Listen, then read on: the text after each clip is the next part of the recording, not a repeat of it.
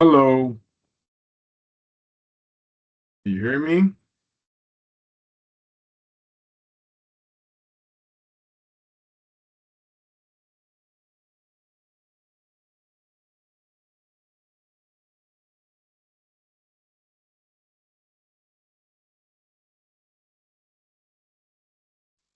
Hello, Maria. Good evening. Hello. Good evening.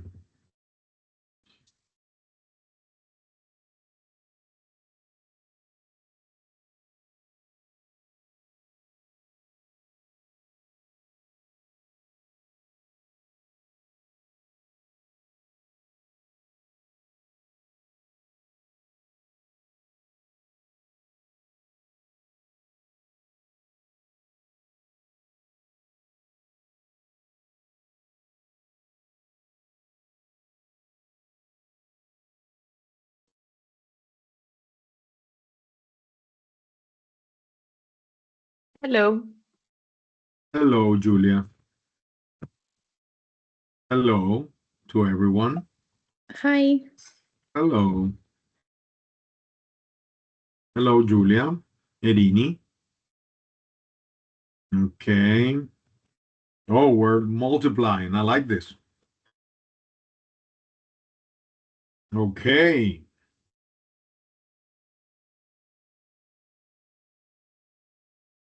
Um, they sent me the list, but I don't have it here. Are we all on board, do you think? Maybe? Yes, I think it's more than this number that I see here. I think, yeah, it's way more. It's way more. Oh, wow, exciting. Okay. So let's wait a couple of minutes and we'll be good to go.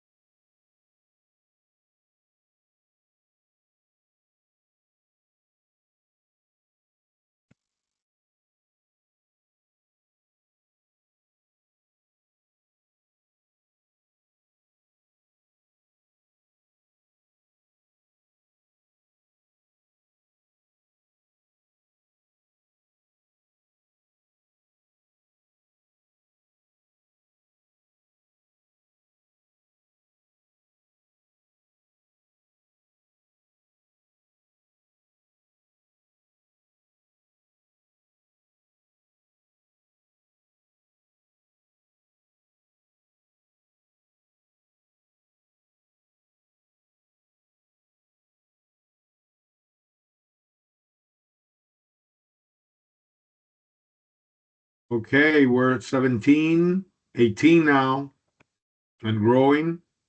Good. Where are you guys? Where are you guys right now? Where are you?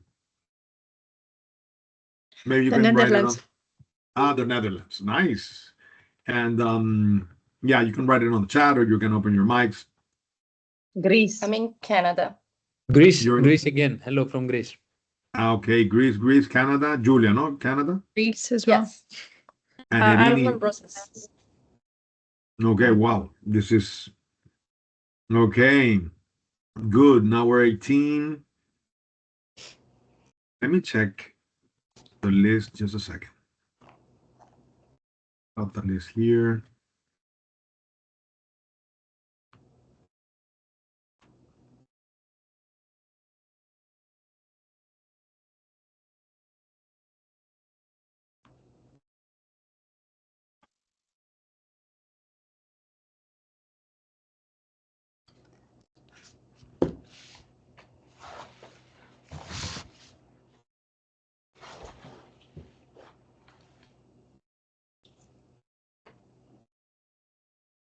Let me see. Excuse me.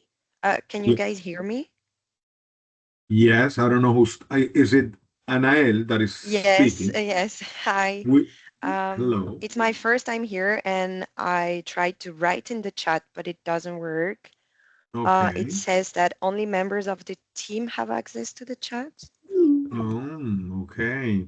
Look, it was supposed to be a Zoom call, but Zoom is giving some problems, so we switched to to Teams. As you can imagine, my name is not Maria Jose. Let me, whoops. Yes. Wait. Let me just change. Let me see if I can change my name. Just a second. Complicated.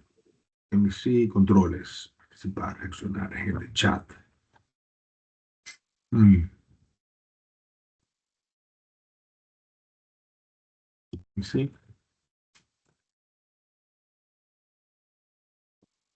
Do you see you see the chat, right? Can someone try to write on the chat? I don't see It's the written chat. that the chat isn't available. Isn't it available? Wow. Okay.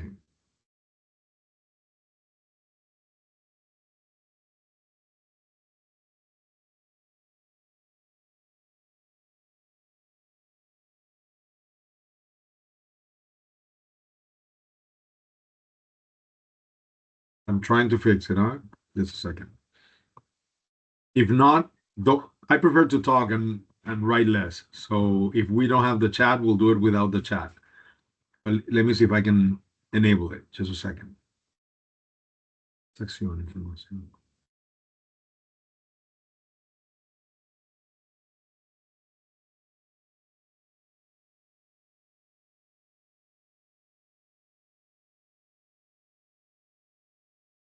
Okay, no worries.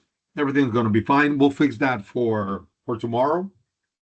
So my name is not Maria Aguirre Gomez. It's Blas Pezzotti. Okay, I'll write it on the chat. Well, you see it on my slides. But my name is Blas Pezzotti. Okay, there we go. And welcome to this online class in Neuro Business School. Can you, I don't know, can you raise your hands at least? Let me see. Whoever is who's yeah, I'm seeing it. Great. The question is the question is this your first class in the masters, or you come from October? Some come from October. So it seems that Bo is first, Amalia is first, Erini is her first class, yes? So you're all new. Wow. Okay, and we are right now, we're a couple. Okay. Good. So here's the thing. We have a challenge, guys, because we have like 6 online sessions and we have a lot of material. So I have a challenge. You guys have a challenge. I have a challenge. My challenge is to provide the full course that is helpful for you, and that you can finish it. So we're gonna have some work to do outside of these 2 hours, because if not, we have no time to finish it. Okay. Now, what I would like to start with is with explaining a little bit what we're gonna do. Okay. For that, I'm gonna share a little presentation, a PowerPoint. Let me tell you, normally I work with Zoom and Meet and not Teams. So this is going to be a little bit of a challenge, but we'll get there. Entrepreneurship is about solving problems, right? And life is about that. So please, this should be a very I mean, I'm expecting a lot of participation. So, so you can open your mics whenever you want, and you can ask questions. You can stop me, whatever it will be. I mean, all the participation that you can provide is going to be great, because if not, it's going to be boring for you and for me, and we don't want that. We wanted to make it fun, real, simple, and straightforward. Okay. So, are you seeing my slides? Okay. If I'm seeing the slides, I cannot see you, so I'm changing screens here and now. I'll manage. Okay. So my name is Blas Pezzotti. This is a project management startup and KPI class, and for me, it's really important to understand expectations. I really believe, guys, that not only in business but in life, you need to understand. We need to do an arbitrage between what you are expecting and what I'm gonna deliver. Okay. And right now, I don't know how many we are here. Let me check. A bunch. I think we were like 19. Okay. So if I ask you, what do you expect of this course? I might receive some things that are similar and some things that are not. Okay. But maybe 80% of all your expectations more or less are the same. And those maybe we can match it. Okay. So let me ask you, and don't be shy, please. Okay. What do you expect to learn from this course?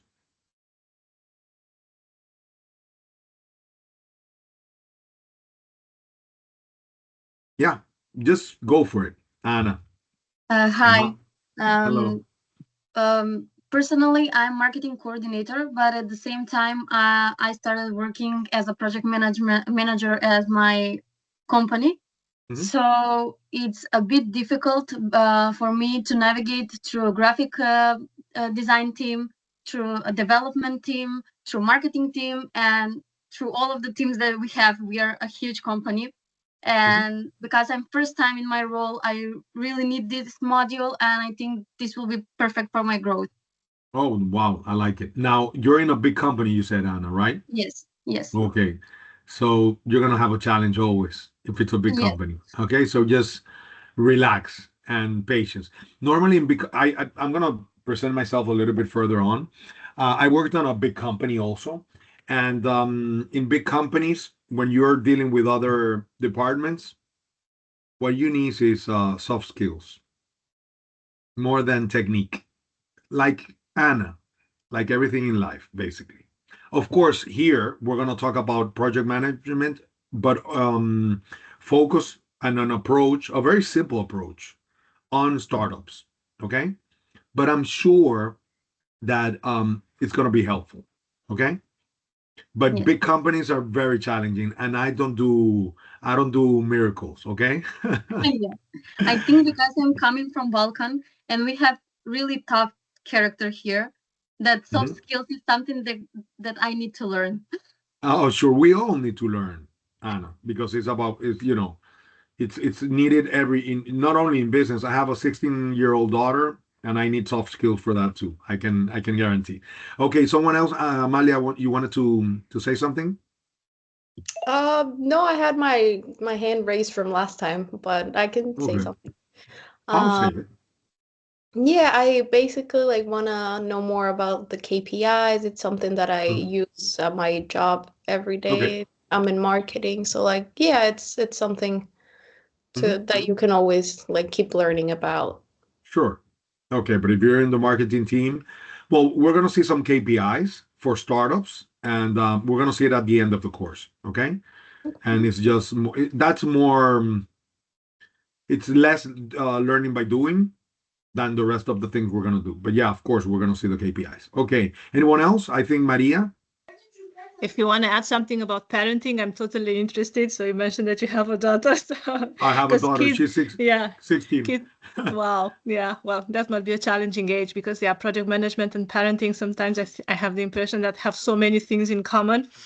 What I'm expecting from this course to learn something that I don't know yet about project management, and I'm sure there is plenty of, or let's say maybe project management from a different perspective than the one I'm familiar with. So I'm Okay. looking forward to it.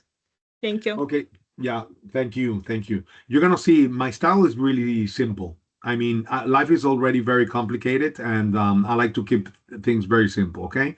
But yeah, of course. What we're gonna do? Well, anyone else has any comment? Any? We're good. So look again. When Tatiana asked me to do this class, I asked because I also want to know what they expect, right? And basically, what what I understood, and it's what I think it has to be done, is about it. the most important word here is startup. A startup is a project. It's a huge project. And then you need tools and approaches to take, to move it forward. And then you need to measure. You need to measure your advances. And this is what we're gonna do. Okay. So it's basically it's integrating and connecting these three things. And I know this is not maybe the most deepest answer, but it's about managing those three together. Okay. For that, today you're going to start with you are going to design, come up with a product, and it will be interesting to have it for tomorrow, at least for the first hour of tomorrow, and then we're going to start with the project. Okay. And I'll be telling you what to do. But for me, the hardcore word here is startup. And the other two, it's something that you need to have in order to start up a company. Let me ask you, I'm going to ask you a little bit about you. We're so many that if I ask too many questions, we're going to eat all the time. But let me ask you this. Who has had a business? Who has started from scratch a business from all of us? Erini, Villana, okay. Can you, okay, can a lot of people, or let me see, is it Amalia? Your hand is raised. Is that, or no? Can you lower it? Do you know how to do I it? can. I'm trying, but I can't. I don't know if you can do it No. for me. Let me Like see if I go can do it. I don't Let know. me see if I can do it. But I like that. Oh, you took, yeah, now it's down, I guess. Okay, so let me ask you, Villana, what have you started? Okay, the project that we started for almost 4 years ago was with my husband. It was a vet clinic. So my husband was a vet. He had 15 years of experience, and he didn't like his former job. Okay. And I was at the time, I was working as a coach. I was coaching clients, companies, and I was like, okay, let's do a coaching and see where we can go from there. And also, I have to say that before I had an experience as a manager in big international retail companies, a lot of years as that. But after my maternity, I just worked as a coach because it's better to organize my time. And then doing the coaching, we decided to open a clinic. And then we said, okay, we're going to open this clinic, but we cannot open something small because my husband has 15 years of experience. A lot of money went to education. And we said, okay, we have to open something big. We need a lot of things. We have to make a business plan. I made the business plan. I didn't know how to make business plan at all. I just because we had a colleague that made a business plan, paid a lot of money, did nothing. And I just took something from internet and just make it like for us, how much money we had, from where can we borrow? And we opened, like from the idea to opening was like 6 months. And we opened like a big clinic. It's like 800 square meters with 15 people. And how is that going right now? Good, good. Now we are almost 40 people. Wow! Yes. So it's a success. It's going well. It's going well, yes. And actually, I was the person because everyone else was like doctors, nurses, and me, and no one known to do anything about administration, anything. So because I was a manager and my parents had a private business, I knew how to put in place some things, and everything else I did on the go, like learning while working. Okay, good for you. Yeah. So yes. you know what it takes. It's tough, yeah. A lot, And a lot. let's go with Erini. Tell us shortly what have you done? Sure. Yes. So basically, my background is in hospitality. So I opened an AI travel website, soon to become an app. So basically, I started from scratch with the idea, and it was released in December. So it's still very brand new. So that's why I joined these masters now, so I can start like understanding more. And I feel like starting from KPIs and everything is going to make me feel more secure in terms of like what's best to measure and what to prioritize. So it's going well so far, but it's still a long process Is to it go. hospitalities with hotels? Yes, so my background was in hotels, so now it's more about like, for example, what to pack for your destination, local tips that you may need. So everything in terms of like preparing yourself for the trip. Okay, good for you, Erini. I'm related. I have stock on a company. I was I was around 7 years up front to software as a service company for hotels where we operate to like we give service to like 400 hotels right now. And yeah, and I have 13.5% of stock there because I put money years before. Now I'm not on front on that company, but I still have the stock, so I know a little bit about that. It's nice. Travel is nice. It's tough, Travel but it's is nice. it is tough. It's a very demanding It is. It is. sector, but it's very interesting. So yeah. It's true. And Julia? Yes, I haven't built anything yet, but I am in the process of building it. I started also last year at the end of the year, and I'm building a marketplace also in the tourism sector. So early this year, we decided to move outside of the city, outside of Athens, in Messenia, which is a region here in Greece that is very much undiscovered, and it's where Kalamata is. Maybe some of you know the olives from Kalamata. Yeah. And it's super undiscovered, but it's full of tourists. But people don't know what to do here. So basically, the idea. Nasos know he liked it. Awesome, Nasos. We wait for you here. You will be my first client. So I'm building a marketplace that connects these tourists to activities and local businesses here, and that could be boat trips or any kind of activity in the nature. And I come from hospitality as well, but I work in a startup before, and the startup was a marketplace in the boat industry. So we were connecting charter and boat owners all around the world with sailors. Okay. And then I also worked in corporates. I worked for Adobe. Maybe some of you are familiar with Photoshop. And my background is mostly in sales and leadership, sales leadership, but I've been doing project management as well. You know, in a startup, you always kind of wear a lot of hats. So very familiar with project management, KPIs, and all of that. That's good for you. And anyone else? I think I think Nasos or race. Yeah. Anyone that has done something, any startup? No. No. I just didn't want to. I just wanted to give more space to you because I've seen another seminar of yours, and you have done some pretty cool things. And maybe it's better for you to tell us what you have done to introduce yourself. And I'm glad that Biliana talked first because she's a case study what she has achieved. And I heard too about Greece and hospitality, so I'm covered. There is no point in talking about my marketing agency. You should better say where you have invested and what you have done. Okay. But you said that you saw in one of my seminars, was it a master class or something? Yeah, a masterclass. Here in Barcelona? Yeah, but I saw it online. But I saw you moving and doing your stuff. Okay. We're gonna see some stuff that I talked there. So good. Look, guys.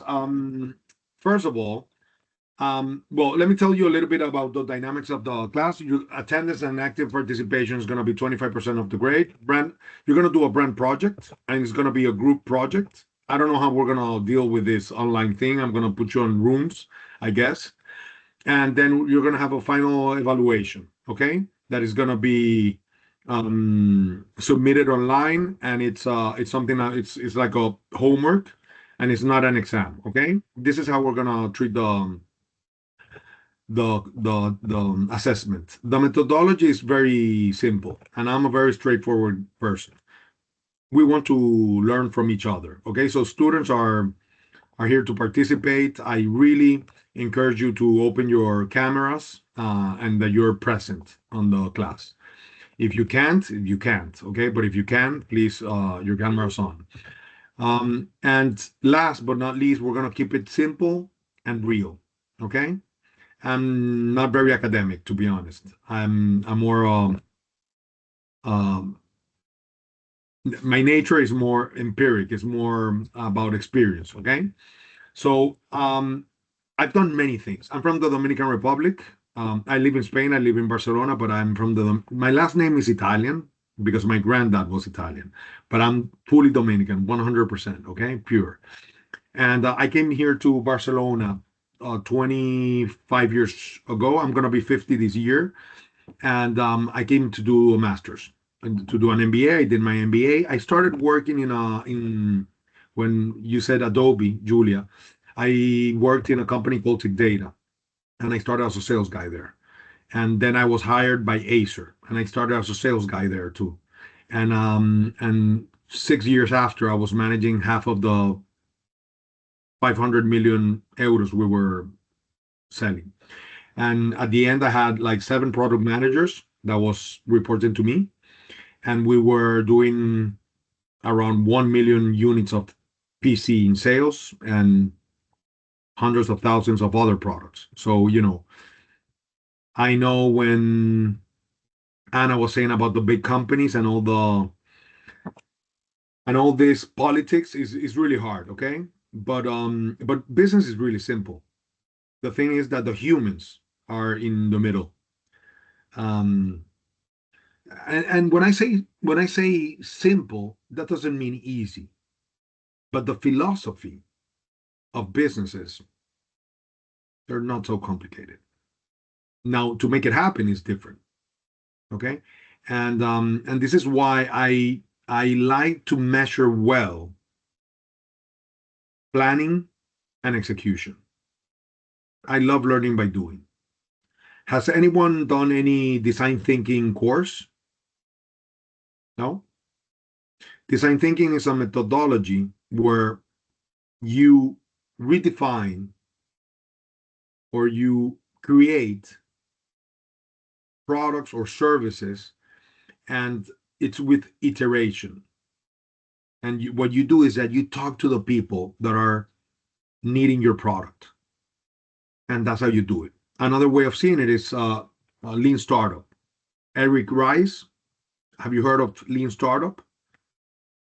Yeah, it's very easy. You create something, you go to the customer, you do empathy. He tells you what he wants. You go back, you change it, you go back, and this is it, guys. I mean, so if you when you're scaling, you need to of course you need to put structure and systems in place, and that's where things get more complicated. Okay, so I started, and 12, 13 years ago, I decided to become independent. Here you will see 3 activities that I've been doing. Techie is a company, it's distribution company. We buy products from the Netherlands. Bo, who said it was from the Netherlands? You, Bo, right? No, No, Maria. I'm from Belgium. I'm from Oh, the sorry. Netherlands. Ah, okay. Me too. So yeah, so there's a company that right now is not doing very well that is in Brooklyn. Have I said it well? Near Amsterdam. Yeah, it's Breukelen actually, Ah, but yeah, it's I hard. knew I was gonna kill the word. No So yeah, worries. so there's a design company there, and I've been importing their products for Spain, like for the last 9 years. And for maybe the first 6, 7 years, we did very well. And I saw in Amazon, basically Amazon, and in retail. Okay, the media marks and all those companies. And so my specialty is it was in distribution. So this is why I could do this business. Then Vital is the software as a service company for hotels. It's a very cool company. It's very small. We're just a couple, but we have created good platforms, technology that can help, that provide a value. We have a value proposition for the market that is different as other software as a service for hotels. Okay, and that's how we're going to start today. We want to talk about value proposition. We cannot start any business if we don't know what we're gonna offer to our people, to our audience, to our target, to our potential customers. Okay, and if you start that well, it's a good place to start. Okay, and then I love sales. I'm a sales consultant. I consult direct selling companies. I just finished a 3 year contract with a micro mobility company, an Italian. They're selling scooters, e-bikes, you know. So I do a couple of things, and then I teach. I'm a professor. Maybe different because I don't teach every day, but I love to do this. Okay, and so I would say, guys, that I have a couple of goals with you, and I want to share them with you. The first one is to help you structure everything you know in your head. And what I'm going to tell you, you already know, but maybe you don't have it in the right places to use it. Okay. And I don't know if it happens to you, but sometimes people tell us an idea and we said, "Oh yeah, I knew that," but you just don't. You couldn't phrase it like that, but you knew that. Okay. That's the first thing. The second thing is to bring inspiration, not me, to you. Let me just take this WhatsApp out just a second, guys. It's making some noise. So is that you can believe that you can do it. And today we're gonna see the case of Nike. Does anyone knows the story of Nike? Anyone? Do you mean like with the logo design or what's part? No, the story. Do you know Phil Knight? Phil Knight? No. Phil Knight is the founder. Okay. And the story of Nike, when people see Nike today, I don't see the store, the $40 billion they're doing a year in revenue. What I see is Phil Knight selling the shoes. That's what I see. And that's what we want to see. That's what I propose you to see. Because again, this is a project management startup KPI class. And the startup is the main thing. Okay. I think Sophia wants to say something. I know it was an excellent story. I don't know how to keep it away, but I think also from the Nike, I think they made a movie about it. Is that right? Well, there's a movie that is called Air. Yeah, true. I saw that one. Yeah. Yeah, it's a beautiful, and thank you for saying this. Air is how they were creative enough to sponsor people. It's what when and this is a movie. Thank you, Sophia. This is a movie that I really recommend. Okay, and it's part of the of one of the big approaches of Nike. But then Nike was big already. What I want you to see is how he started, because the patterns are the same always. How Steve Jobs started, how Biliana started with her vet clinic, how Erini starting, and it's the same. There's no difference between anyone that starts and Phil Knight when he started Nike or Steve Jobs. There's no difference. You start from scratch, and then you build, and then you put structures. Okay, so that's it, guys. Okay, and the third thing I want you to have that the three takeaways, not from the course, from Blas. Okay, I'm gonna change Maria Aguirre Gomez to Blas.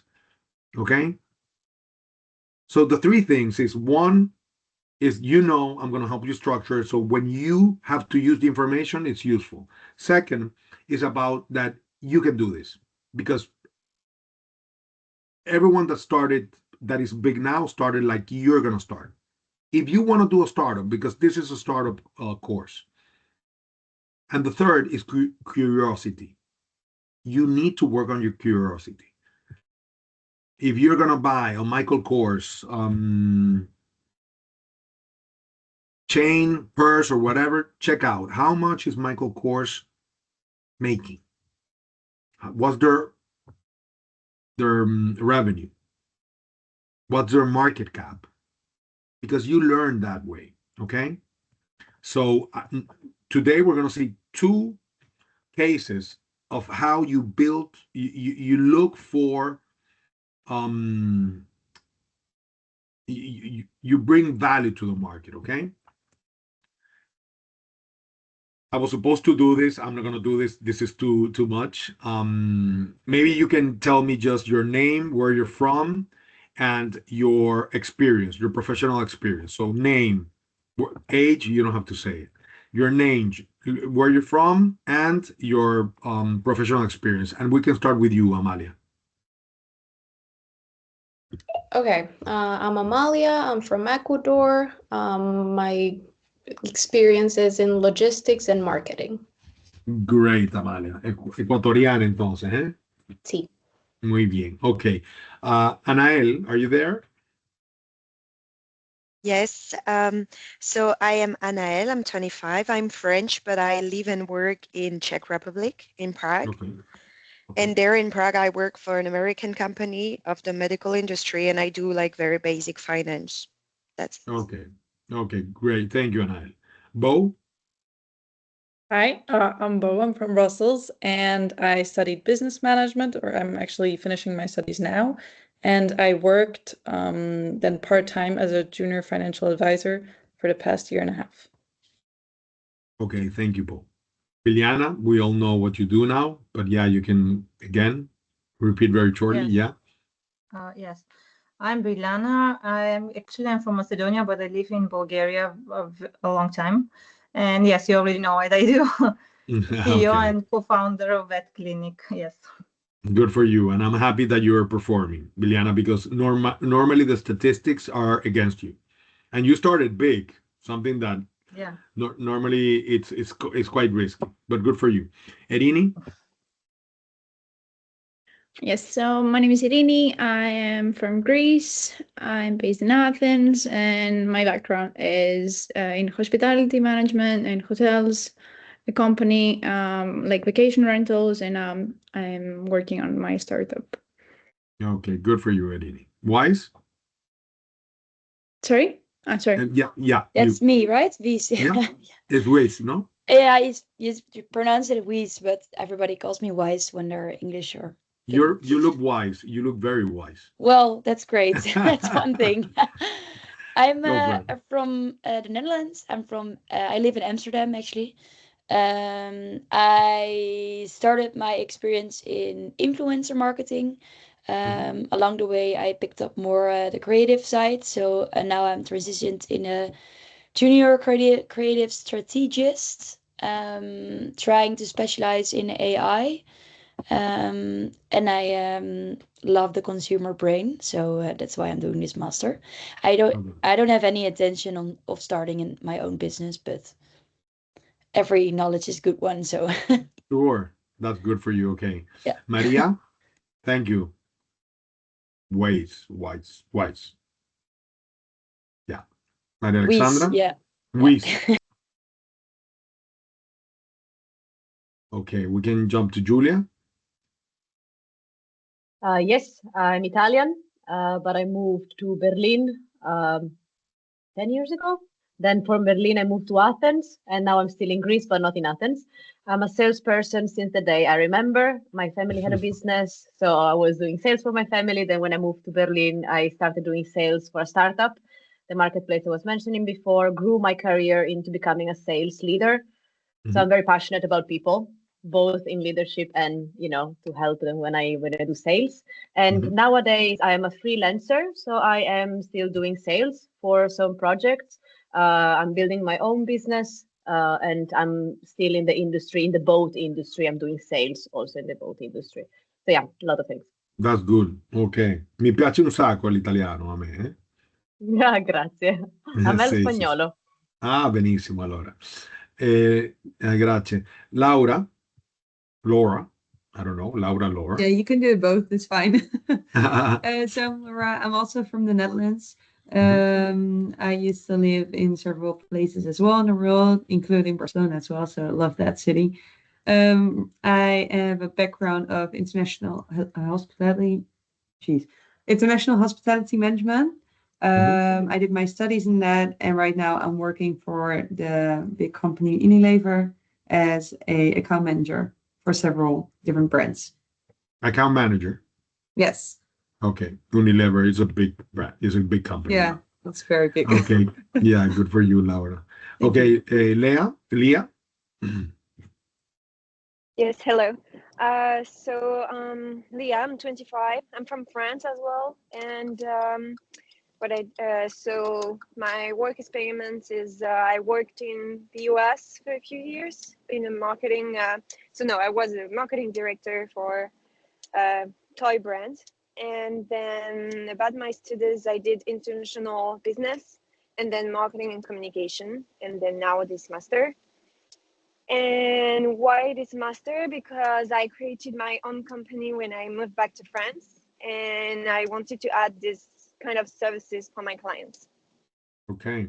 So you have a business, Leah, right now. Yeah, I have a marketing and sales development agency.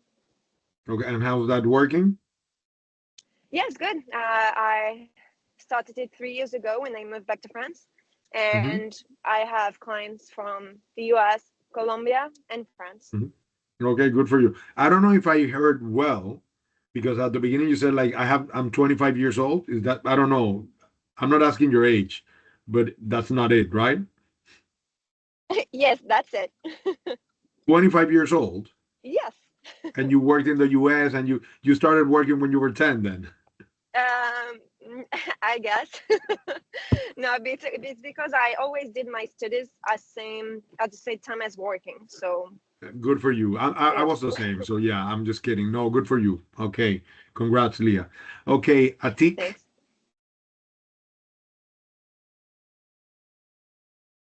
Okay, let's move to Anna. I'm Anna. I'm from Macedonia. I have 6+ years in marketing experience. I started as a digital marketing, and now I'm working for the last 3 years for US companies. Right now, I am in restaurant wear. So basically, my whole life is marketing. Okay, good for you, Anna. Okay, Nasos. Now you will have to explain a bit more. Hello, everyone. I'm Nasos. So all my life I'm revolving around marketing since my mother was also a marketer, and so I had this stimuli from a very young age. The last years I do marketing for tech startups. However, I have a background in hospitality since my family own some properties, and my friends and family are in the hospitality business. So I do this on the side, but let's say my official title is marketing manager for tech startups. Good for you. Okay, thank you, Nasos. Sophia. Hi everyone, I'm Sophia. I also live in Amsterdam. I currently work for a full-service strategic marketing agency in Amsterdam as well, in marketing, and I primarily work for big pharma such as Novartis. I don't know if you guys know that. There I do communication with doctors and patients as well. And my background is also in international business and some marketing communications. So yeah. Good. Okay, thank you, Sophia. And Gevorg. Yes, Gevorg. I'm Gevorg. I'm from Armenia. 22. I did my bachelor's degree in business administration, majoring in marketing. I worked in digital marketing, SEO, and now I'm working in affiliate marketing. Yeah, that's pretty much it. Okay, good for you. Okay, thank you. And you are in Armenia right now? Yes. Okay, cool. Okay, and there's a guide here called that is called read.ai meeting notes. That's not a person. Okay, he's just hacking us. Okay, guys.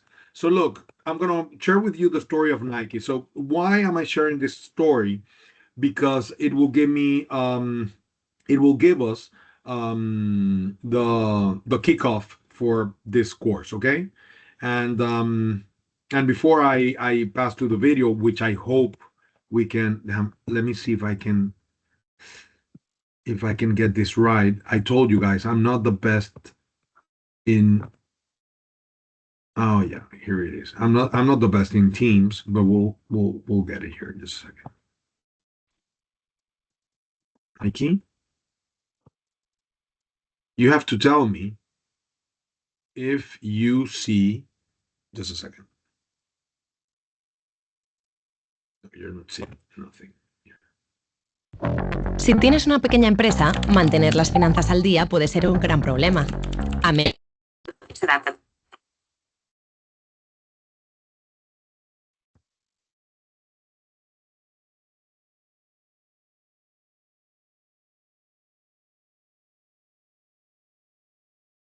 Okay, just a second.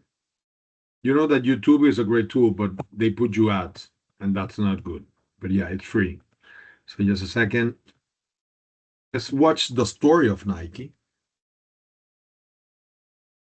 And I want you to check out some important points on this, okay? Just a second. Now, Nike. Let's go.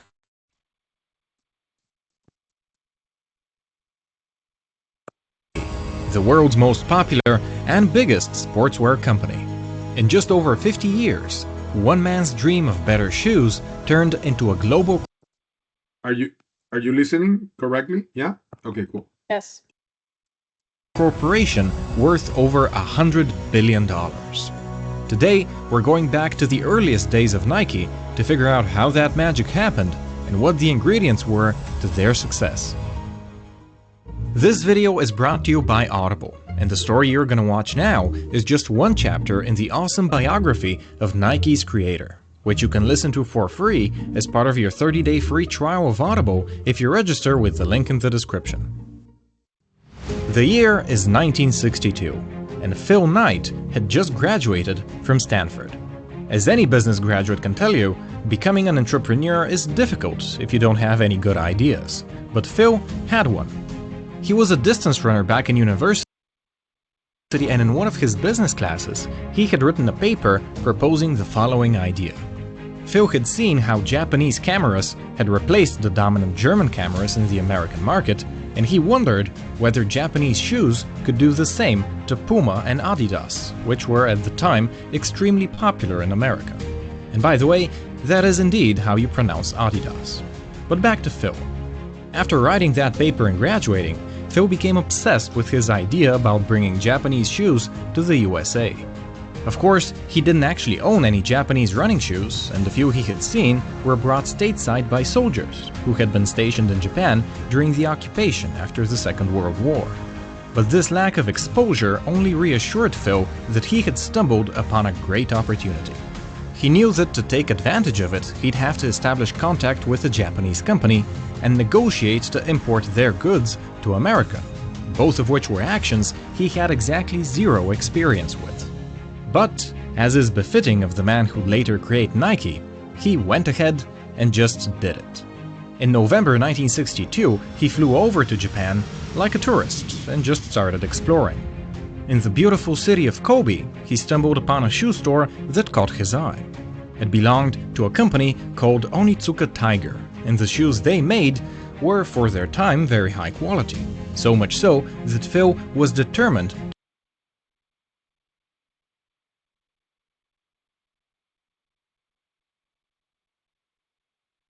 So We your don't mic hear We is don't you. off. hear you. Do you know this brand, Onitsuka Tiger? Yes. Yes, It's I getting love their shoes. yeah. My daughter just the other day came in and a pair, and I said, "Do you know this? Where this brand comes from?" And she said, "No." And this is the first brand that Nike started selling. Okay, years ago, in 1962. Okay, and yeah, let's continue. I want you to write down what you think are like the critical points of this process of him. Okay. To import them back home. He presented himself as an American shoe distributor and arranged a meeting with the company's founder. Phil made up a company name on the spot and offered to become Onitsuka's distributor in America, a proposal which, probably to his surprise, the owner actually accepted. With nothing more than his confidence, Phil had become the exclusive distributor for Onitsuka Tiger in the USA. He received his first shipment of 12 pairs of Tiger shoes in 1963, and he started selling them out of the back of his car at every running track he could drive to.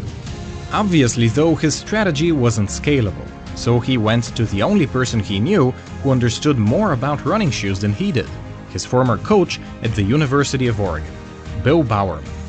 Now, Bill was easily one of the most famous coaches in America at the time. He had in fact trained multiple Olympic athletes. He liked the Tiger shoes so much that he wanted to partner up. Thus, in January 1964, Bill and Phil incorporated Blue Ribbon Sports, each investing $500 into it. They spent all that money on their first order, which at $3.33 a pair amounted to 300 pairs of shoes.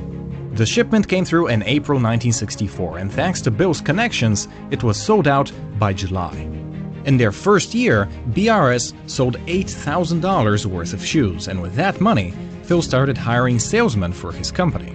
In 1965, their revenue had increased to $20,000, and pretty soon, they opened their very own store in Santa Monica.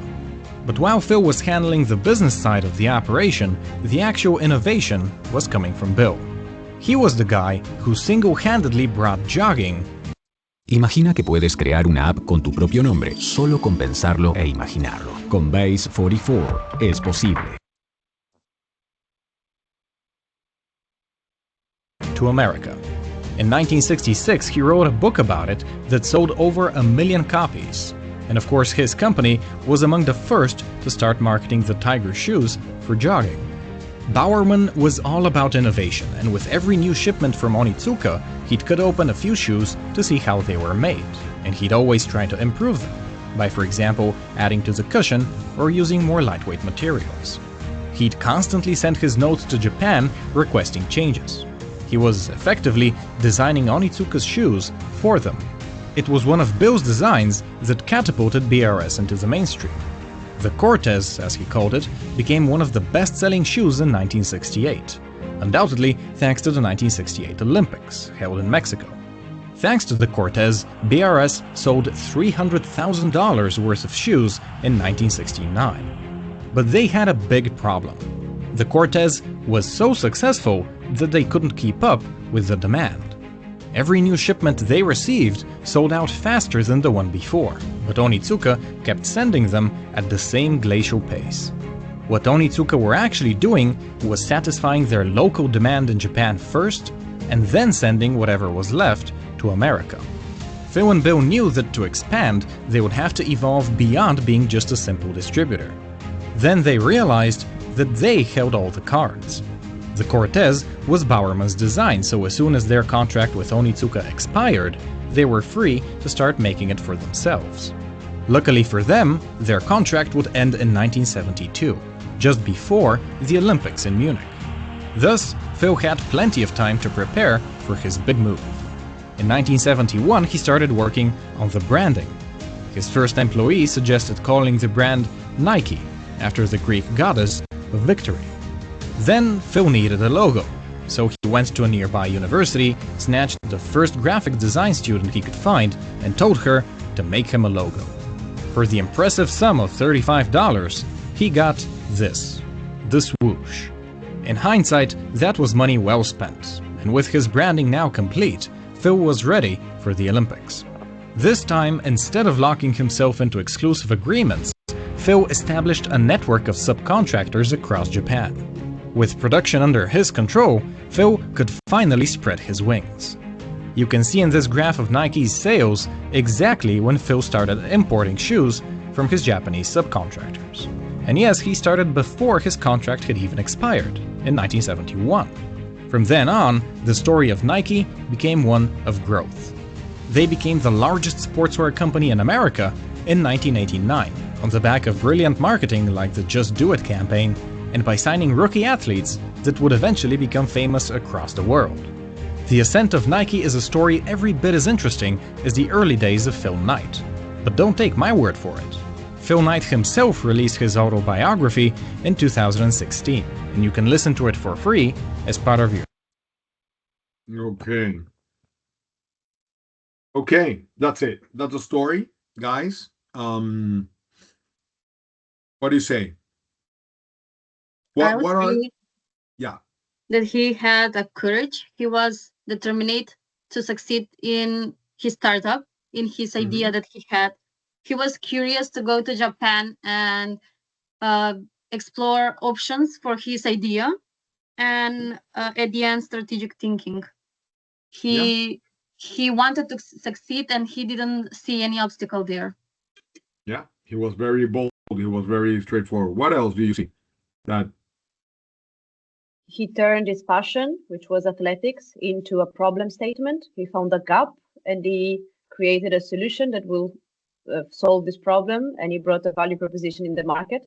He strategically got an exclusive partnership, which at the beginning was the strength, but then it became the weakness because he became dependent. And then again, he made out of this problem his solution and his strength is his new business model to be the creator and then to do the branding and then to do everything by himself. But I think that here the biggest key was partnership. A big word in this video was partnership. He didn't do it alone. He had his coach that helped him, and yeah, so I agree with Julia here. I think it's very interesting that as soon as he realized he wasn't able to gonna be able to scale when selling shoes out of his car, that he reached out to a coach to be able to continue developing his idea. Yeah, very well defined by Julia. Anyone else wants to add something up? It was also mostly about connections, right? Yeah. Well, he made the connections. He made the connections, but the billboard Bob, yeah, he was already in the industry, so he knew the right people to sell the brand to. And I think if you start with the experts, people mostly believe it's a good shoe, right? Because if they run Olympic marathons with them, then you of course are in this imagination that you are gonna have good shoes as well when you buy them. Yeah, he managed very well. He was very young, and he got this national coach, and also another thing happened that this guy wrote a book. It's like if you have a brand and you put a podcast today. Okay. Yeah, and the book sold 1 million copies. But I think Julia started very well. Well, you did a lot of you explained it very well, the whole story. Hind, do you want to say something? I noticed that they started selling the shoes really cheap at first, no? Like $3 per shoes. Sorry, can you say again? Can you hear me? Yeah. Yes. Can you say again? I noticed that they were selling the shoes very cheaply at first. Well, they bought it at $3, but we're talking about 1962. So we're talking about 60 plus years. So maybe that's if we put the money today, maybe they bought those. It will be like $30 cost today. Okay. Oh, really? Okay. Comparing it to Adidas as well. Comparing it to Adidas that time. Yeah, I think maybe. But I did the calculations, and when they bought the 300 pairs, that's an equivalent today of about $15,000. So we can say that for less than $50,000, they open Nike. Okay, buying everything. Yeah. Okay, but I liked well, everything you're saying is correct. I mean, that's what we saw. But there's one point at the beginning that he started something that he was passionate about, running. Still today, Phil Knight runs. And their mission is about inspiring athletes around the world. Now they have a little mark, and you see the mark, and it says, "If you have a body, you're an athlete." And that's big under a corporate website. That's the first thing you see. Okay, And then he went to Japan because he spot that there was no brands on the market other than the two German ones that were Puma and Adidas. So he spotted a niche. He said, "There's a space for another brand that are not German. Let's go for it." Okay. So that's a very important thing. But the most let me say that if we see his all his process, I'm not. You're not seeing my screen, right? No. No. No, let's go for it then. So if we see the first thing, there's no secret sauce here, guys. Okay? There's no way of you saying this is not mathematics. This is not 2 + 2 = 4. Now there are some principles. Okay? There are some principles to build a brand. And if you see, when he was Blue Ribbon Sports, by the way, that's a horrible name. Okay? Blue Ribbon Sports. Nike is better, the goddess of victory, right? And that's when he started building a brand. Products come and go, guys. Brands, they stay. So if you want a solid business, you have to work on the brand. And that's what he did. Okay? So how do you build a successful brand? There are some principles and some must do that if you do them, you might have a chance. If you don't, it's very hard. Okay? So why is it important? What are brands focusing on, guys? What are the goals of a brand?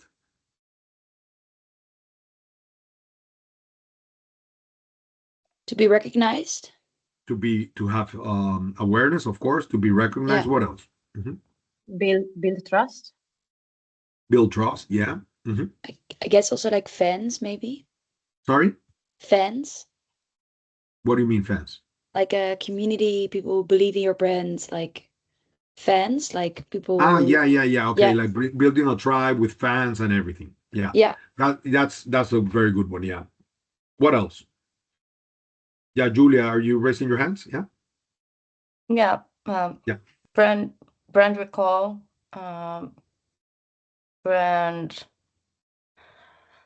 message recall depends. I would say share of voice could be a brand if you want to increase your share of voice in a market. So having a voice on the market, is that it? Yes. Okay. Yeah. Okay. Yeah. Yeah, or is still from your competitors, a share of the market. Oh, okay. Yeah, you want to share. You want a piece of that market, of course. Yeah. Okay. Bilian, yeah. Sorry. Oh, sorry. Yeah, Maybe go. to stand out from your competitors as well. Yeah, you need to stand out. Yeah, all these things are great, and they're all good, guys. Okay. I don't know if Erini and Biliana wanted to say something. Also, Laura.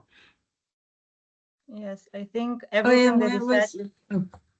Yeah, no worries. Yeah, go for it. Okay, everything that you said till now, and also I think the brand builds some emotional connection with clients. Also, they need to build loyalty and preference, so other can prefer them than others, and also give value. Yes. Yeah, to bring value to the people. Sure. Yes. Yeah, all those are good, guys. And just to advance, because I know everything you said is good. There's one that is awesome. It's customer loyalty. Let me ask you this. Who has an Apple phone? Raise your hands. You're physically, okay? So the majority, let's say, right? Let me ask you this. If Apple tomorrow, yeah, everyone. So if Apple tomorrow manufactures a car, designs a car, and goes for the car industry, do you think people that have Apples, that have iPhones, that have Mac computers, that are customers of Apple, do you think they're going to be interested in seeing a car of Apple? Yes or no? Yeah. Yes or no? Yes? Yes. Sure. Yes. Sure. Okay. Now, if you have a Lenovo computer, I always put this example because I have a Lenovo computer. If Lenovo launches a car, will people be interested in that car? Well, I don't know. Not N- really. not as much as an Apple car, right? Because the customer loyalty of Apple is huge. Right now, Nvidia is the largest company in the world, the biggest company market cap. The biggest market cap is Nvidia. But for the last years has been Apple, the most valuable company in the world. It's because whatever they do, their customers, they just love it. Now, and that you can do that with the brand. You don't do that with the product. Okay? So here's what we're gonna do, guys. What we're gonna do is that we're gonna create a I'm gonna separate you in teams, and now I'm explaining you the format of the course, and it's gonna be very challenging, guys, because we have very little time. But you're gonna have to work a little bit outside of class to make this work. Okay? Do you have the contacts of each of you of all the class? If because I'm gonna assign you in groups. Do you have We them? have we have a group chat, but I don't think the new people in here are in the chat. You already have groups. Yeah, but it was from the time we started, but I saw some new faces, so I can send the link in the group chat now. No, And Professor, then people can join. this says that we have a group chat where we talk each other, not that we have groups already separated, like Oh no, groups of like 4 or 5. I thought you meant like a group chat. No. I'm gonna assign you groups, okay? And let me see if Okay, I cool. can, I can assign asignar automáticamente, asignar Uh, manualmente personas a salas. This Okay. can you share here the group chat, because I think we Yeah. can't. Where is the chat? I don't know if we can send any message here. The chat is not working. No, the chat is not working. No worries, guys. What I'm gonna do, I'm gonna assign you on groups. I'm gonna put you in rooms separately. Okay? Okay. Here. Don't worry, I'm gonna do that. And I just saw that I can do that here also, as I know how to do it. Don't worry, okay? And right now we are 14 people. No, just we are 14. No. Uno, dos.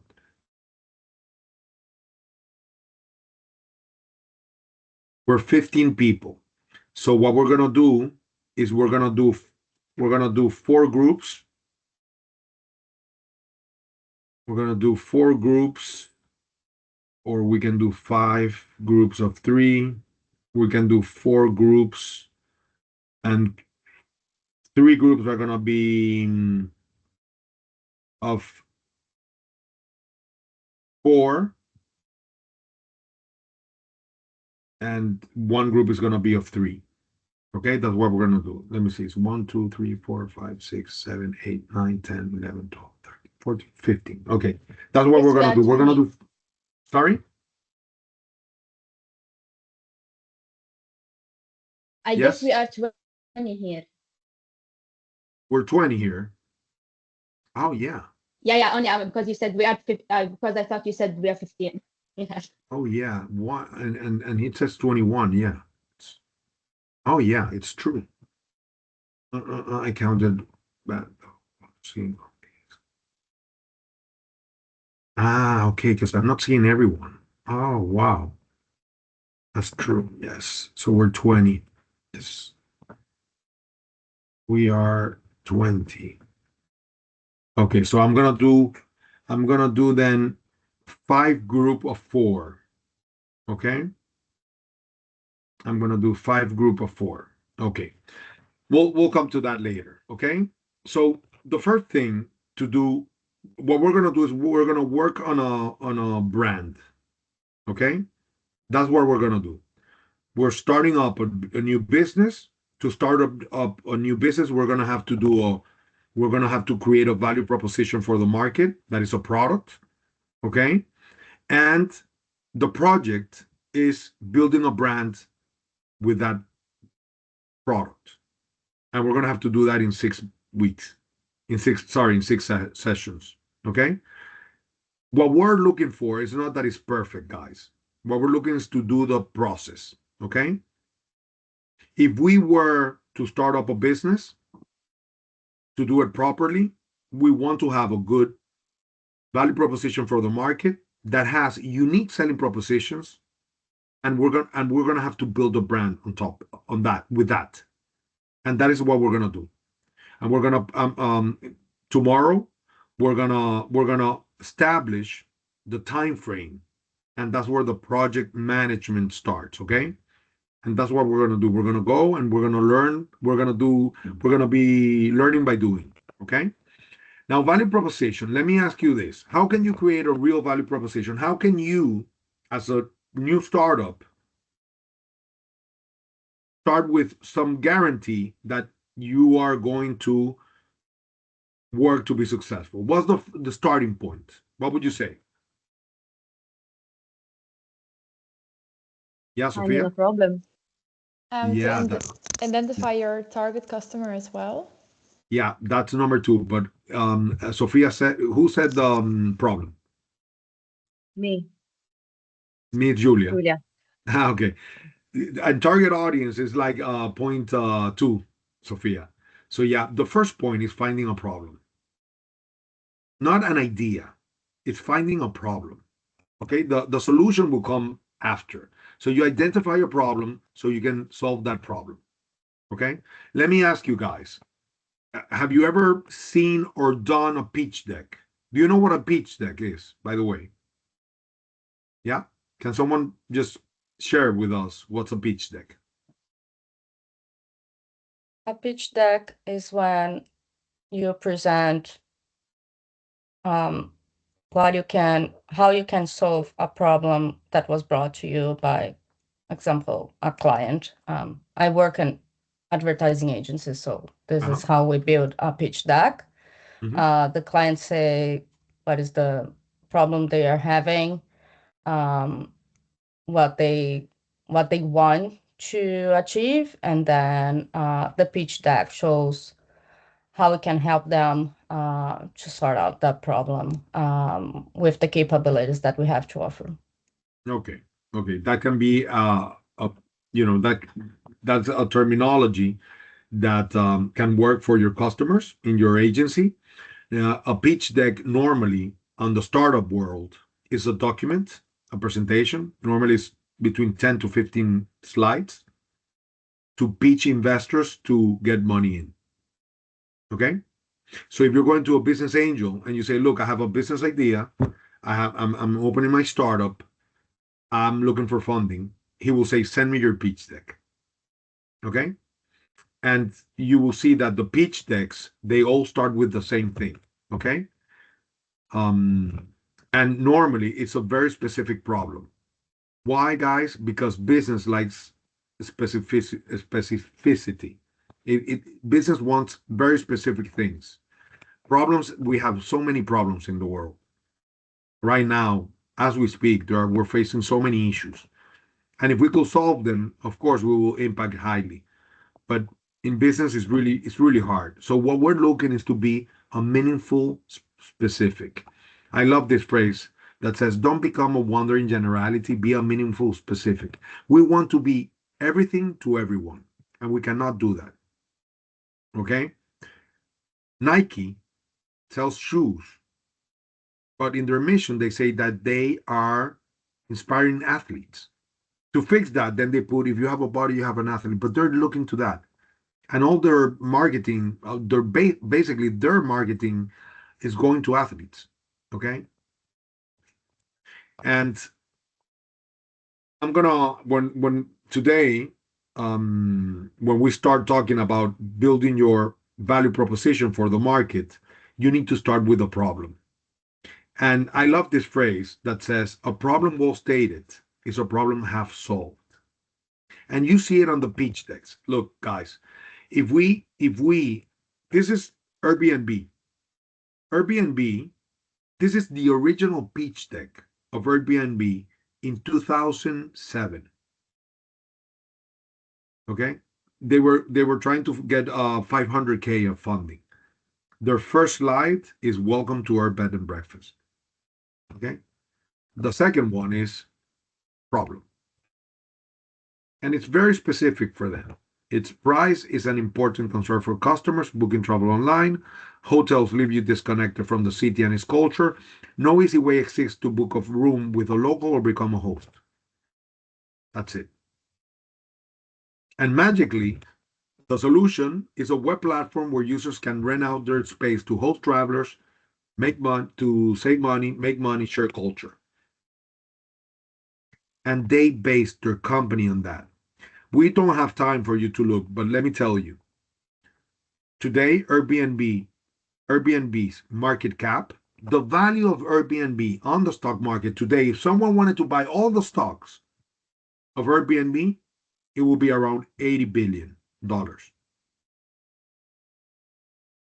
And I don't know if we're going to have the time to see it, but you know how they started with an airbed that they had in their home, and they rented that airbed to host a couple of two people that were going to a trade show where they lived, Joe Gabbia and Brian Chesky. Again, the pattern, what is it? You start with small. You start with small stuff. Okay? It's a beautiful story, the story of Airbnb. Now, let me tell you, Airbnb today is worth around 80 billion, the market cap. Hilton has 4,000 hotels, more or less. They operate almost 4,000 hotels in the prime places, Rome, Paris, Barcelona, Madrid, Moscow, you name it, New York.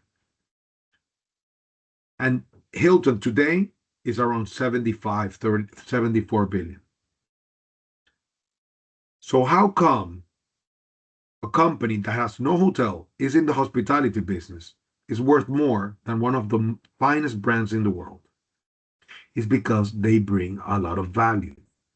Okay. Also because the stock market sometimes is BS. Also that is part of it. But it's because they started solving a real problem. That was a small problem, but it was a real problem. Uber, the same thing. The problem when this is the pitch deck they had in 2008, and they said, look, cabs don't use technology.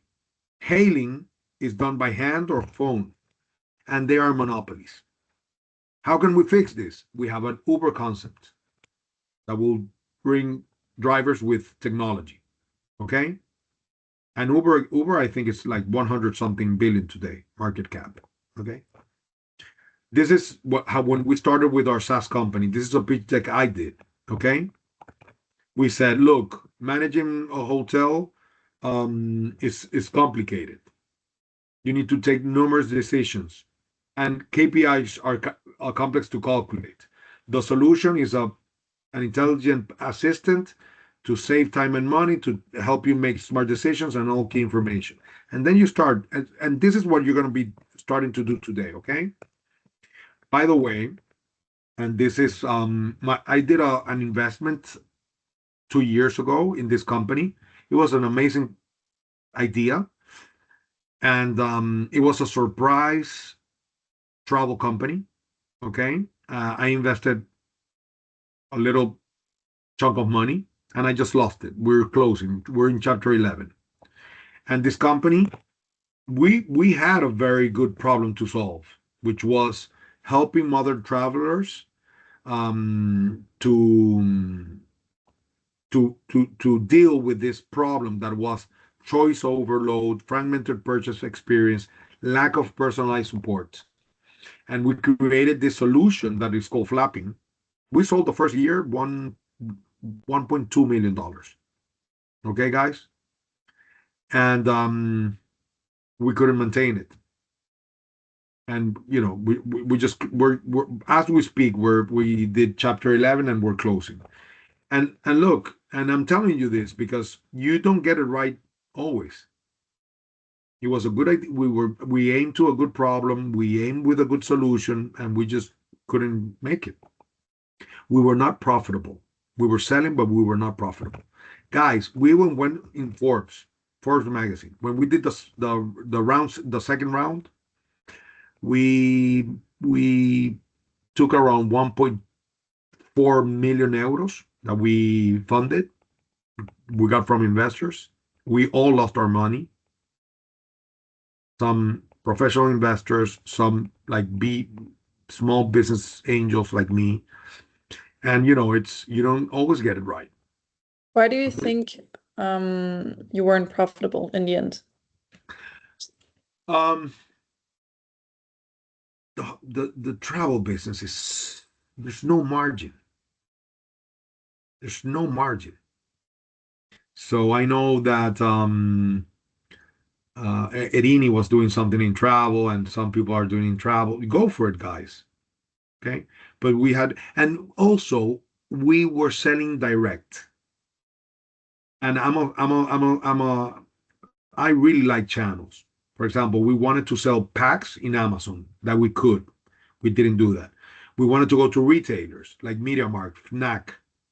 We used the money for buying leads in Instagram, and Instagram is really expensive. For me, it's overrated today. I mean, I know there are some agencies here. I'm not saying anything bad about digital marketing. Is the way to go, but it's not efficient. The return on investment is not as good as 5 years ago. You're fighting for the same words, and in travel, it's like crazy. If you go to Google, I mean, guys, of the top 5 customers of Google worldwide, Booking and Expedia are on the top 5. Why do you think that? Because when you put flight cheap Paris, everyone, all the airlines are putting the money there. When you're saying hotel cheap Barcelona, all the hotels are putting money.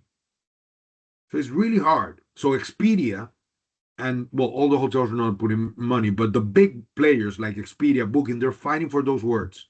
So it's really hard to make a dent there. Okay. I'm not gonna. We don't have time for this story, but let me tell you, the story of Instagram is awesome. Okay, it's really cool. These guys, they had and you're gonna have this on the virtual classroom, so you can click on it and see the video. But let me just tell you the story.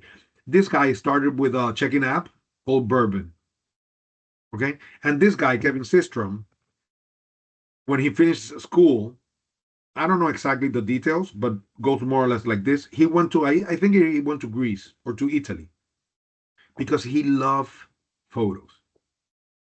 And when he arrived, he took like a gap month or something like that to do this photo master class. And the teacher told him, I mean, what is that camera? He bought a very nice camera. And the teacher said, no, with that camera, anyone can take pictures. Here's a very, and this little old camera that you need to develop the film to get the pictures and use filters and stuff. And he loved pictures. Okay. So when they started with the check-in app called Bourbon, it was not working. And what they did, they said, look, people post their pictures after they're doing something. If you go to a vacation, you go before, you used to do the pictures, then you went home, you upload them, and then you posted it on Facebook. And they said, there's a problem. There's no easy way to post the pictures while you're doing the activity. So they went to attack that.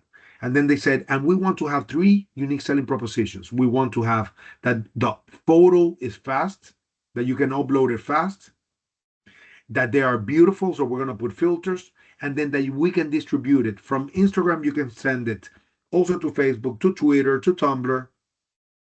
And they just pivot the product they had to a photo app with these 3 unique selling propositions. And this is what I want you to do, okay, guys? We're gonna do that. We're gonna take a short break of 10 minutes. If you want to go to the bathroom, drink something, and we'll get back. So it's 8:23. We get back here at 8:35, and I'll tell you what we're gonna do. Are we good? Okay. See you in 10 minutes.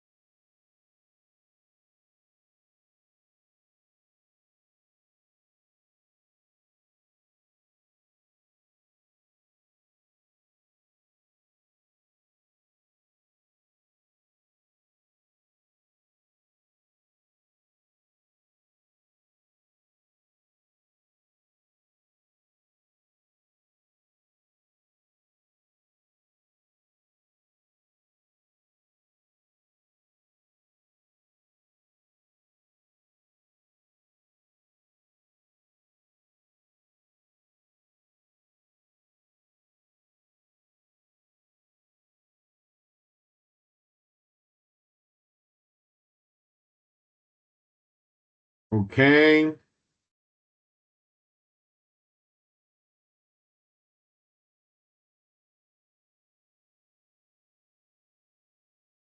We're back.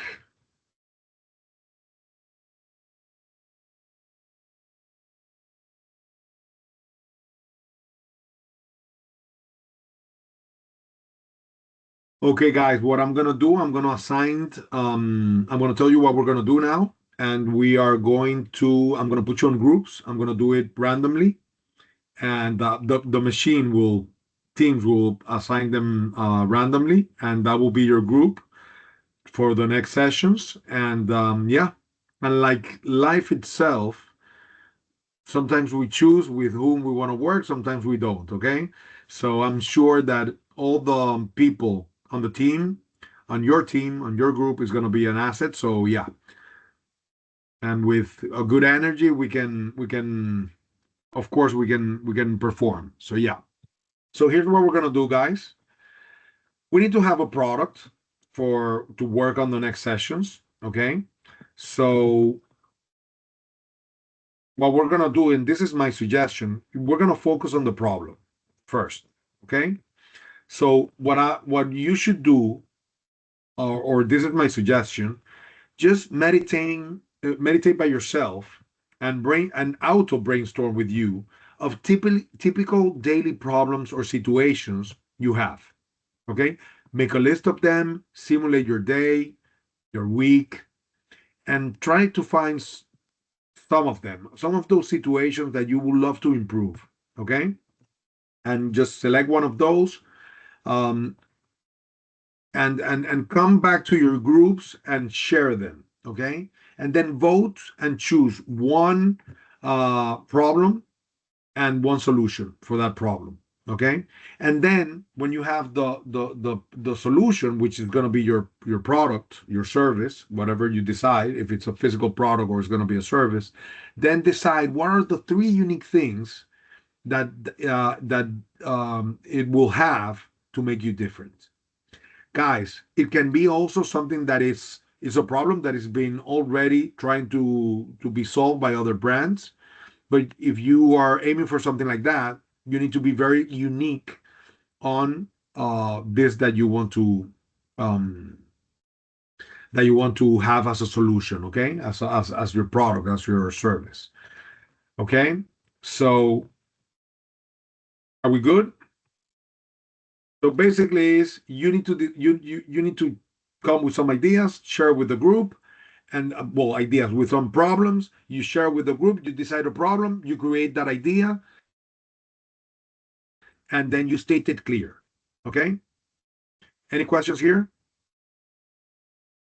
Are we good? Hey, no questions. I love that. Okay, we're gonna do then. If we're 20, we're gonna do 5 group of 4. Okay, so I'm gonna go for it. Let me see if I can.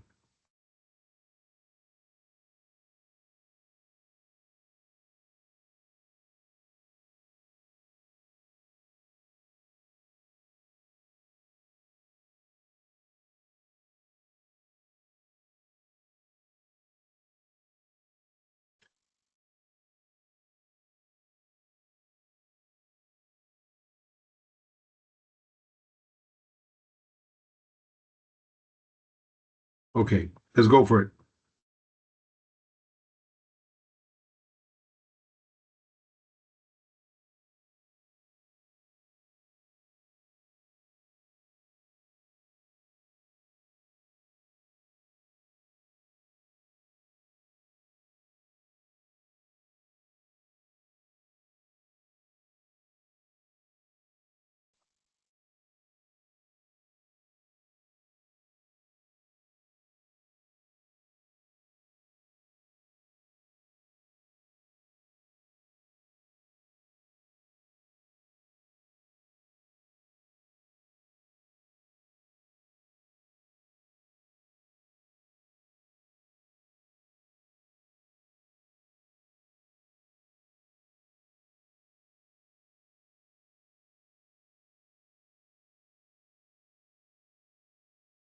I don't know if this is working. Is this working?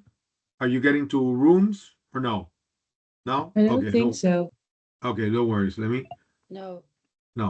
just I'll do this again. Just a second.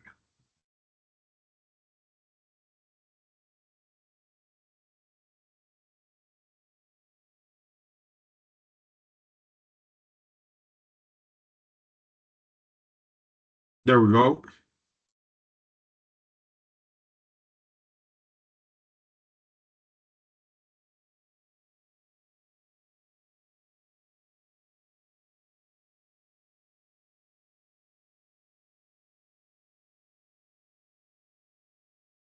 It seems I'm with you guys.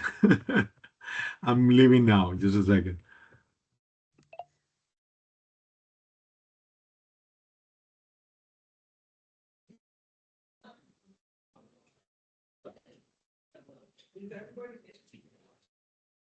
Is this our group? This is your It group. seems that this is our group. Okay. Yeah, I was You know, this is confused. the group of winners. This is the group of winners. I'm gonna leave Yes, you we guys. are. Yeah. Can we see which group? Let me see. Where's Please, Professor, you have to leave. Here, we're gonna say amazing ideas. You can hear them. I You know, have I to leave. know. But we have to do a deal. If you try to launch this idea, you have to call me also, okay? Okay. Let me just, Maria, Glad, why is this professor? Okay. I guess we can start talking. I Yeah. believe we are the team of winners because we have one startupper.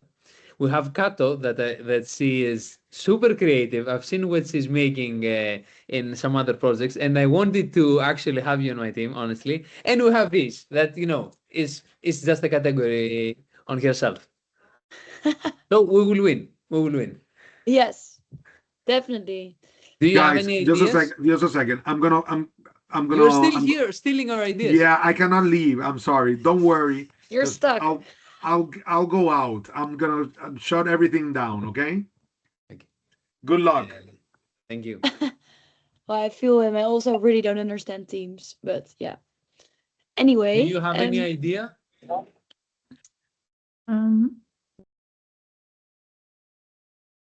well, let's Not yet, but I think we should focus more on like international global problems. Something that could be like big scale and moved towards like anywhere in the world. and then that's product focused, right? Yeah. So it could be like literally the problem in your country and in NASA's country as well, and in Erin's. So Yeah. something that's a bit broad. Yeah. I feel I have some. Yeah? Do you have some? Do you want to share something? I have one, but it's really girly, so I'm not sure if everybody feels it. So you Okay. start off. No, it doesn't matter if it's girly because half of the population is women, or more than half. So go for it. Okay. But let's first promise everybody that if we share the ideas we have and one of us is on its own going to get money out of it, everybody is going along, right? It's not Okay, one for okay, one, yeah. it's group for one. Deal. Unless it's your own idea, of course. But yeah. Anyway, every morning I put on Vaseline on my eyelashes. Because I don't like mascara because it's too much effort to take it off. But I do like something on my eyelashes. And what do you put? Vaseline. Vaseline. Okay, yeah, Yeah, Vaseline. like the transparent stuff.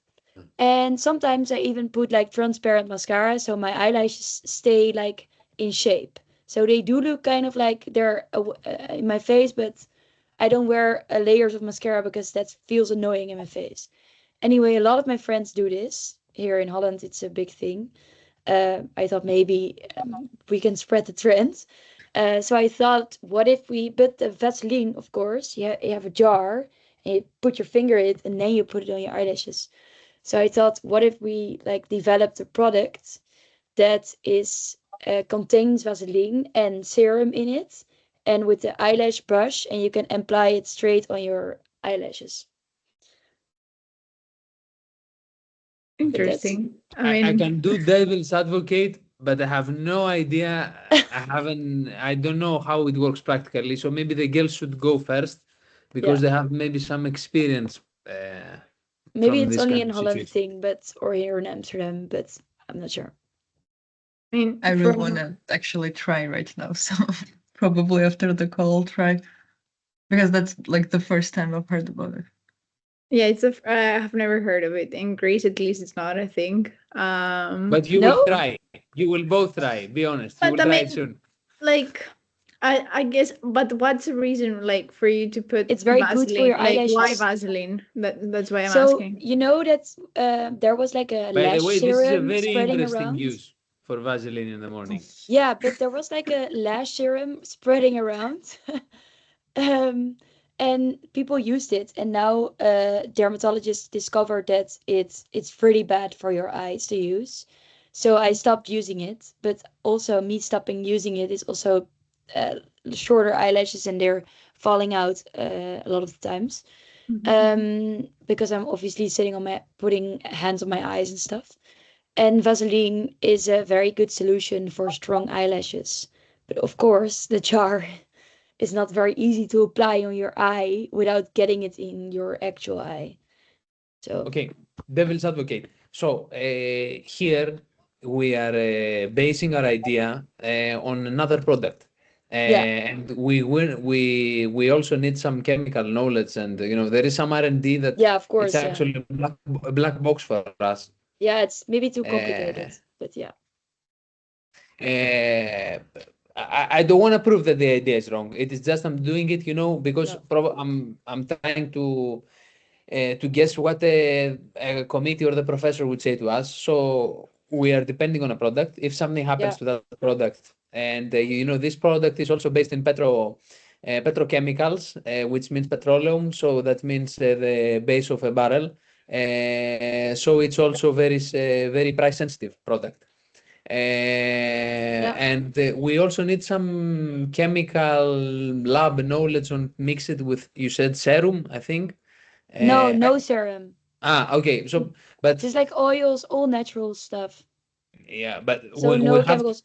But maybe but we have to do some tests on those. Yeah, of Someone course. It's a product. It's a beauty product, so it will be very complicated. But maybe start off with your ID. Maybe you have a more easy to access ID. But this was just a problem I'm facing. Not really. I don't really have. But oh, now I have to delete some ideas. Okay. I have two that I will not say. I don't feel very proud about it. Okay, there is a very practical idea.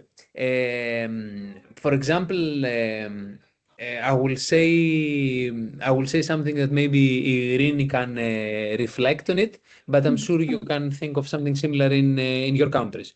For example, I know. And Irin can confirm that for example, for this month, the I don't know, like Domino's Pizza or like Village Cinemas or some types of companies has some offer that as a tourist I cannot find it and I'm not aware of it. When you go as a tourist, you have no idea like what is going on, like if that place has, I don't know, like a happy hour, I don't know, happy Friday, whatever. So imagine something like a TripAdvisor thing that would only focus on deals.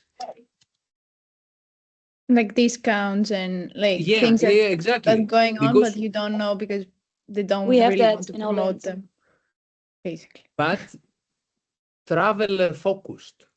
This is what I'm saying. This traveler focused.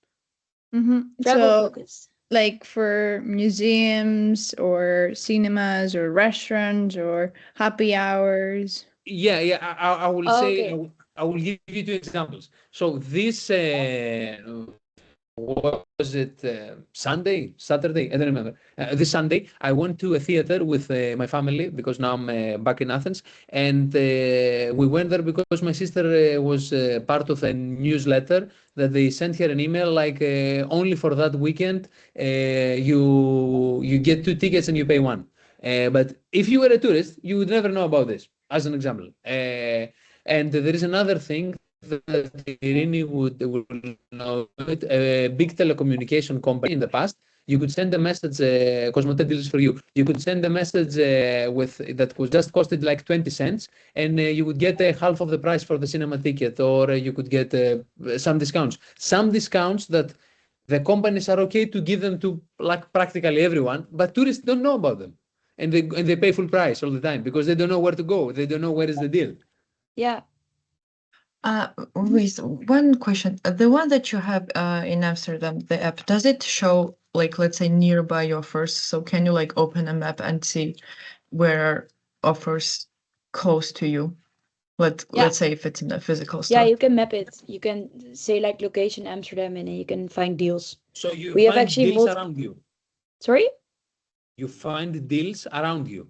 Yeah. Offers, Yeah, discounts. you have like multiple accounts that do this. What's the name? What's the name? You have a social deal, Okay. and you have Groupon. Okay. You have one another. I'm not sure what the name was again. I do actually really like this one. I think. Yeah, I really think like it as well. In Greece, at least, is really like not really paying attention on this, on focusing on, let's say, deals. Oh, and you things. can You really just need we can to just skip Holland. investigate in order for you to have access to them. Like it's not something that is so easy to access, and like not even as a local. Like even as a local, you need to have to be subscribed in tons of newsletters, or like go, for example, as Naso said, in phone carriers that they do promotions. But other than that, you don't really have information about it. You really need to dig into it and find something. But Yeah. other than that, like you don't have access to it easily. Even as a local, it's not something that can be used. I think we can just skip Holland. If we can reach like other countries, that's great, right? And I thought of the idea of Knossos. What if you could like as a tourist, so before you travel to a country, for example, you're going to Greece, and then you specify on the city you're going to, and you get like a whole kind of like, yeah, I don't know, like a roadmap A dashboard, are you completely ready for your trip? Here are some discounts. Are you planning on staying longer?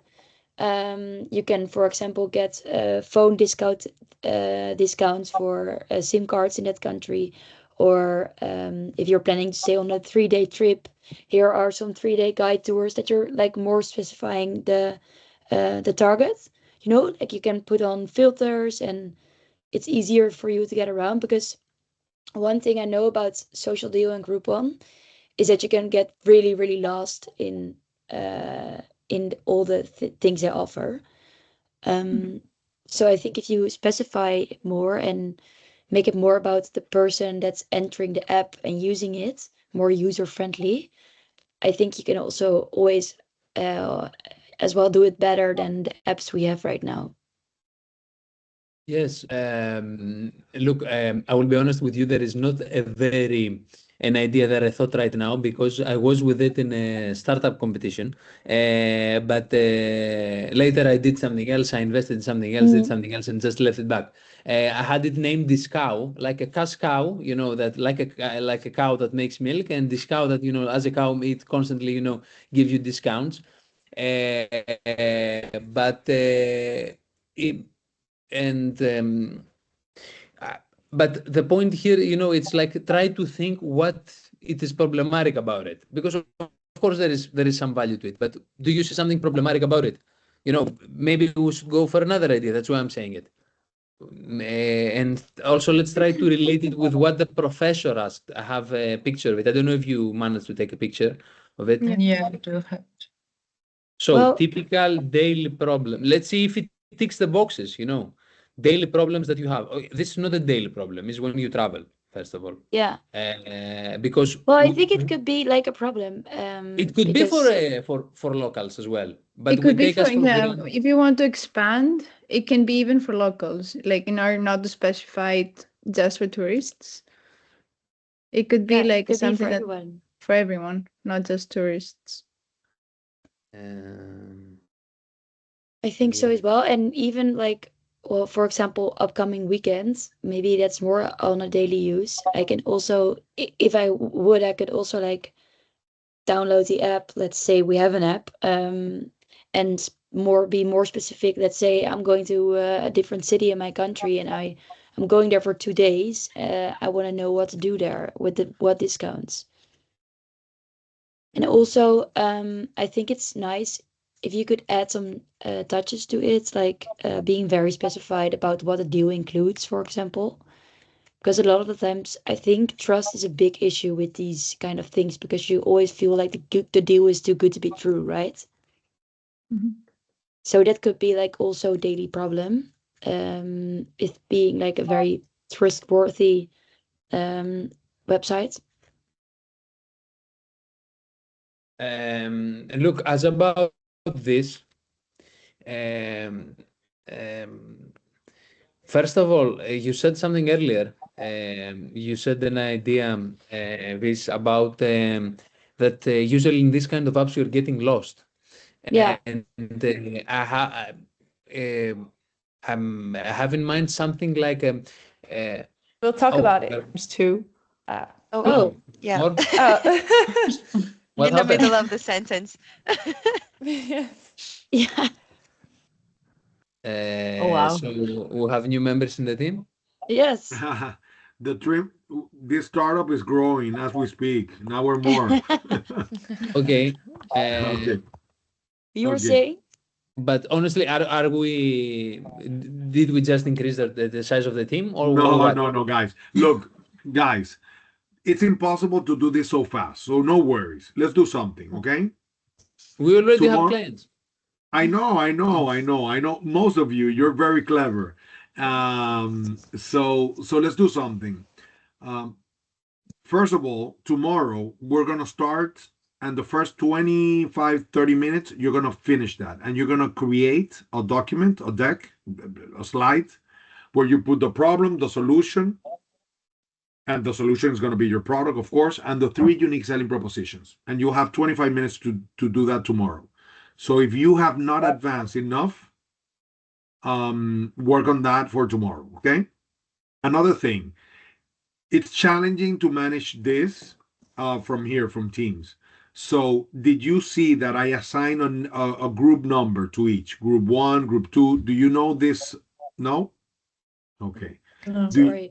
Also, sorry, a question in between. Were the groups with 4 or 3 people? Because me and Annabelle were just 2 people right now, because I don't think Atik is attending right now. So how big should the groups be, or is it not? The people that you were talking to, is good. If you were 3, you were 3. Okay. Whoever doesn't have a group tomorrow, we'll deal with that tomorrow. Okay. Okay. But tomorrow I'll have to be capable of reassigning you to the same groups. Okay. So what we're gonna do is that each group will have a name, and you will put the I don't know. Can you change your names on the on or put something like group 1 or G1 or something like that in your name? Try it if you can, please. Like put in one of you can't. I cannot change it because it's like my company's account. Wow. I cannot modify This it. is, I can also not. Mine too. yeah, this is the problem of Teams. Okay, but would you be But able isn't to it remember? possible just on Zoom? Yeah, wouldn't it be possible on Zoom? In Zoom, you can do anything.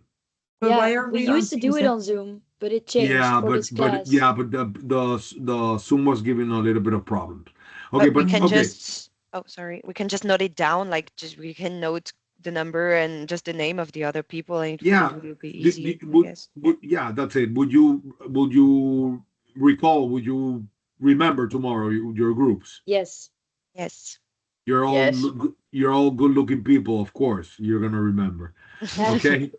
So okay, guys. So let's chill. Tomorrow we're gonna start finishing your product so that we can build this project of designing a brand on top of this product. Okay. And that's it. So let's keep it.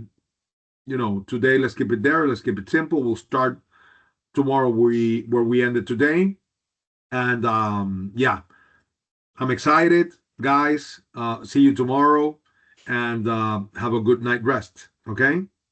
Yes. Thank you. Thank you very Bye much. bye. Bye. Thank Bye-bye. you. Ciao. Bye. Bye. Bye. Bye. Thank you. Bye.